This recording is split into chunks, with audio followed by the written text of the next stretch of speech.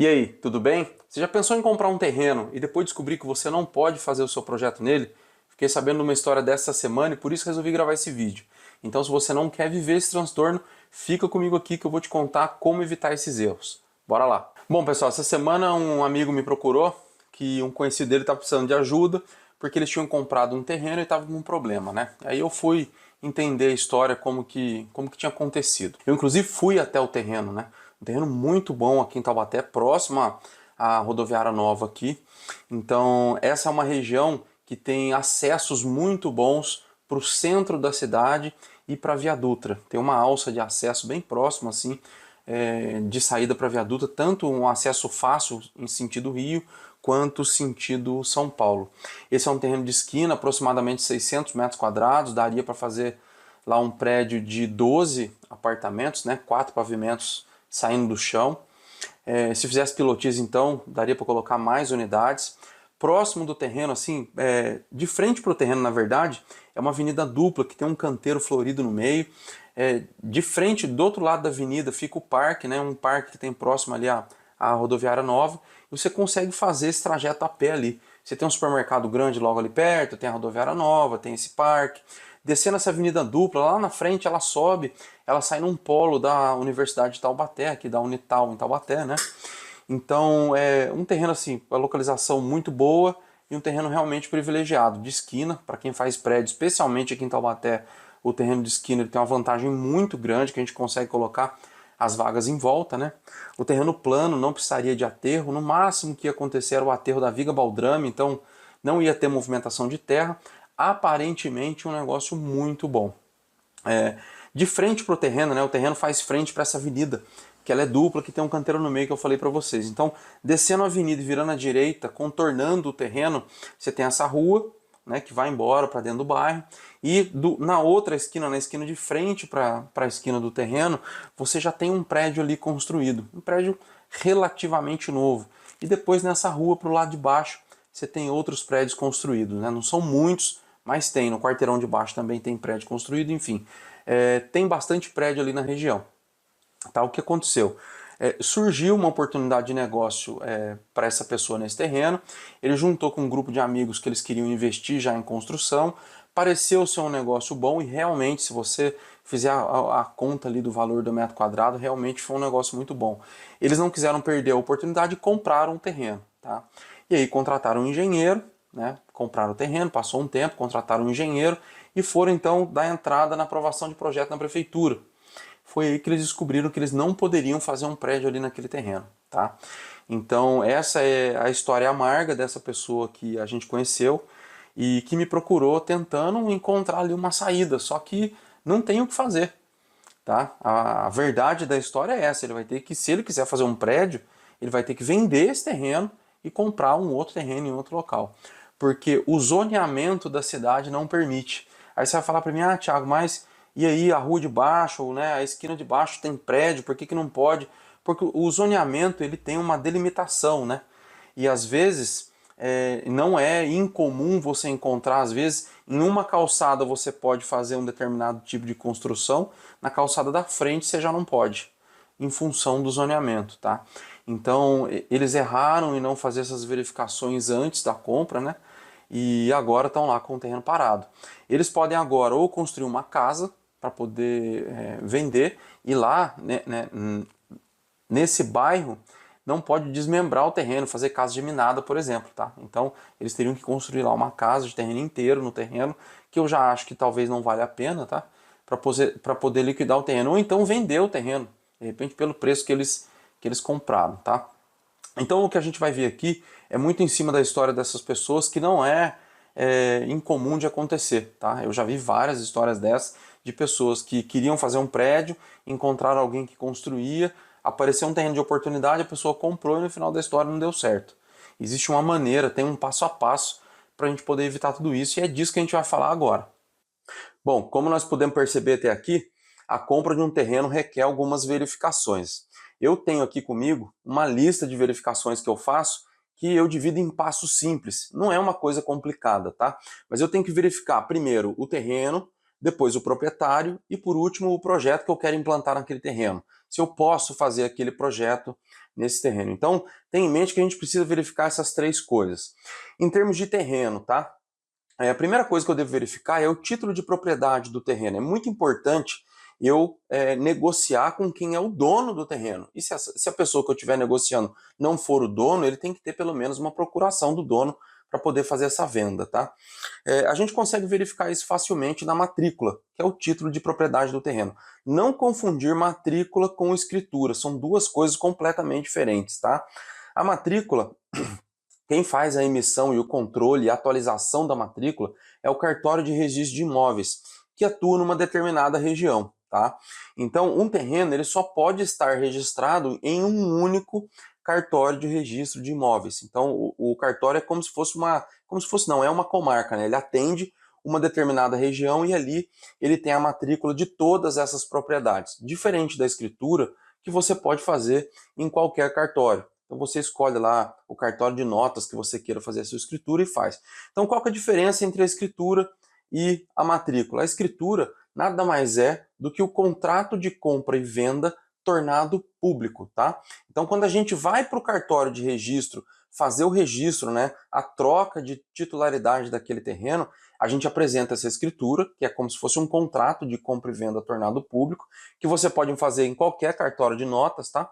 E aí lá no cartório de registro de imóveis, então, eles trocam a titularidade daquele terreno. Então, tem algumas coisas em termos de terreno que a gente precisa verificar. Primeiro, o título de propriedade, se a pessoa que a gente está negociando é a pessoa que está descrita na matrícula daquele imóvel. E é importante, para a gente fazer essas verificações, a gente ir até o cartório de registro de imóveis e pedir uma matrícula atualizada. Você vai gastar ali entre 20 e 50 reais para poder obter uma matrícula atualizada daquele imóvel, tá? E tendo a matrícula atualizada, você vai conseguir saber tudo que está acontecendo naquele terreno. Quem é o proprietário, se tem dívida, se não tem, vem tudo na matrícula atualizada do terreno. Então o primeiro é o título de propriedade, a gente acabou de ver via matrícula atualizada no cartório de imóveis. Segundo, impostos atualizados. E aí a gente consegue pesquisar isso na prefeitura. A gente vai até a prefeitura, faz uma pesquisa lá, isso muda de prefeitura para prefeitura, mas toda prefeitura cobra IPTU, por exemplo, né? Então você vai lá na área de arrecadação e faz uma busca naquele terreno para ver se tem dívidas de IPTU sobre aquele terreno. E por último, na própria matrícula, se esse terreno ele tem alguma penhora ou se ele está em garantia em alguma operação de crédito. Como que isso funciona? Eu já fiz isso muitas vezes, tá? Às vezes você está precisando de um recurso para poder alavancar um negócio, você vai até o banco pedir um empréstimo, você consegue tanto o empréstimo maior, quanto taxas melhores e condições melhores de financiamento, de crédito, tá? Se você der um imóvel em garantia. Então esse imóvel ele pode ser desde um terreno até um apartamento, uma casa, um sítio, uma fazenda, enfim, qualquer bem imóvel, tá? E quando você faz essa operação de crédito e esse imóvel entra em garantia nessa operação, o banco faz uma anotação lá no cartório de registro de imóveis dizendo que aquele imóvel é garantido uma operação de crédito. Então isso pode ser uma barreira, por exemplo, se a gente não conseguir liquidar, né? Se quem está vendendo esse terreno não liquidar essa operação de crédito, ele não consegue vender, porque aquele terreno está em garantia no banco, tá?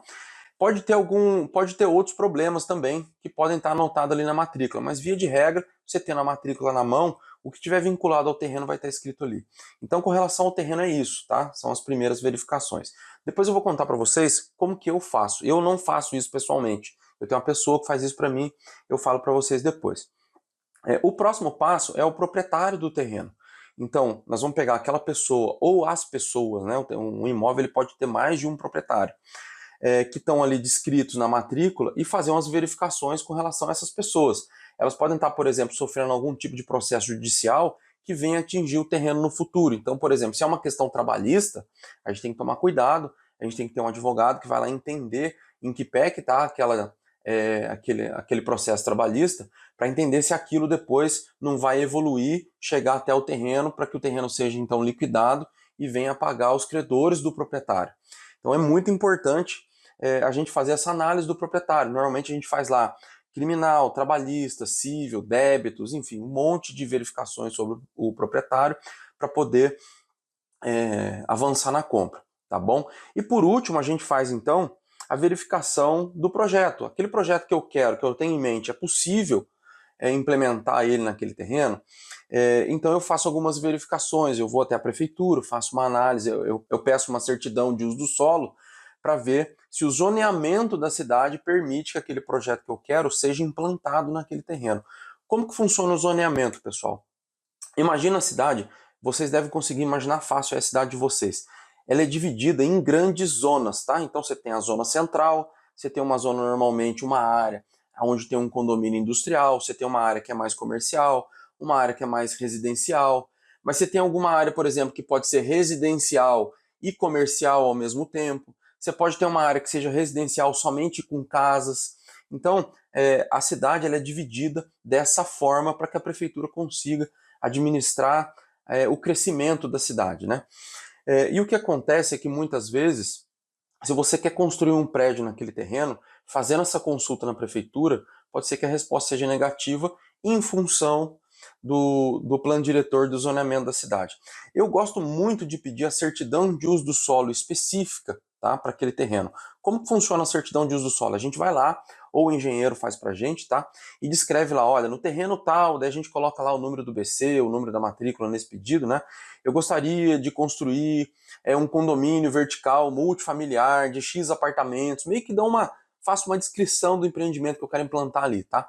E a prefeitura retorna pra gente dizendo se é possível ou não. A gente faz esse pedido, a prefeitura responde que sim ou que não, e se ela responder que sim, ela descreve abaixo toda a legislação que a gente deve atender para executar esse tipo de projeto. Existe também um pedido de certidão de diretrizes na prefeitura. Como funciona a diretriz? Ela vem descrito lá tudo que é possível construir naquele terreno. Então a certidão de uso do solo, pelo menos aqui na minha cidade, tá, pessoal? Pode ser que de cidade para cidade aí venha mudar. A certidão de uso do solo, ela responde a sua pergunta se pode ou não pode aquele determinado empreendimento, e se puder, ela descreve lá qual legislação você deve atender. E a certidão de diretriz, ela diz tudo que é possível, tudo que a legislação de zoneamento permite que seja construído naquele terreno, tá ok? Então, quando a gente vai fazer a compra, é importante a gente ter em mente como que funciona essas áreas de verificação. Eu tenho que ter em mente que eu tenho que verificar o terreno, o proprietário e o projeto. Agora eu vou contar para vocês como que eu faço essa compra na prática, porque pelo que vocês perceberam, todas essas verificações demandam tempo. Então, por exemplo, aqui em Taubaté, a certidão de uso do solo leva aí de 10 a 15 dias para ficar pronto. Pedir todas as certidões do proprietário também leva um tempo. Do terreno, mesma coisa. Então, isso tudo leva um tempo. Como que a gente faz isso? Como que a gente faz para verificar tudo isso num tempo hábil para que a gente consiga fazer a aquisição do terreno de forma segura e consiga implantar nesse terreno o projeto que a gente deseja? Então, agora eu vou contar para vocês o passo a passo de como que eu executo essas verificações e as pessoas que eu trago para o jogo para me ajudar a fazer isso. Bora lá. Bom, então vamos lá. Como que eu faço a compra do terreno, né? Como que eu defino o passo a passo de compra? Primeiro, existe um instrumento fundamental no meio disso, que é o contrato de opção de compra, que quase ninguém utiliza. E o que vem a ser o contrato de opção de compra? Vou explicar de uma maneira bem simples aqui. Vamos imaginar que a gente tem um terrenista, que a gente se interessa pelo terreno dele, e que a gente faz lá uma proposta de compra. Então, o terrenista está pedindo lá, sei lá, 500 mil no terreno. E você faz a proposta, o terrenista aceita. Sei lá, 450 mil, por exemplo, tá? E aí a gente faz essa proposta dentro de um contrato de opção de compra com esse terrenista. E o que vem a ser a opção de compra? A gente explica para o terrenista o seguinte, ó, terrenista, eu preciso fazer algumas verificações sobre o seu terreno antes de concluir essa compra. Aqui agora a gente imagina que o projeto que eu tenho em mente, imaginando que o terreno esteja completamente regular, que é possível implantar esse projeto e, portanto, eu pago os 450 mil que a gente combinou aqui. Só que eu preciso fazer essas verificações. E para isso eu preciso de um prazo. Então, o contrato de opção de compra, ele define esse prazo para a gente poder fazer umas verificações durante esse prazo e no final do contrato a gente exerce o nosso direito de compra. Então é como se o negócio já estivesse fechado, ficando pendente apenas a viabilidade do projeto. Isso é super comum, tá, pessoal? Todos os terrenos que eu fiz aquisição agora, os últimos, todos foram com contrato de opção de compra. O terrenista que não quiser fazer o contrato de opção de compra e te dar esse prazo para poder fazer a análise, não faça negócio com ele. Simples assim. Por quê? Porque o prejuízo pode ser muito grande. Aí vem aquele lance do risco, né? E se der errado, o que pode acontecer? Você pode perder todo esse dinheiro e ter um prejuízo enorme. Então, eu normalmente faço esse contrato de opção de compra com no mínimo 90 dias. Pode ser que antes a gente consiga fazer todas essas verificações, né? Mas com no mínimo de 90 dias.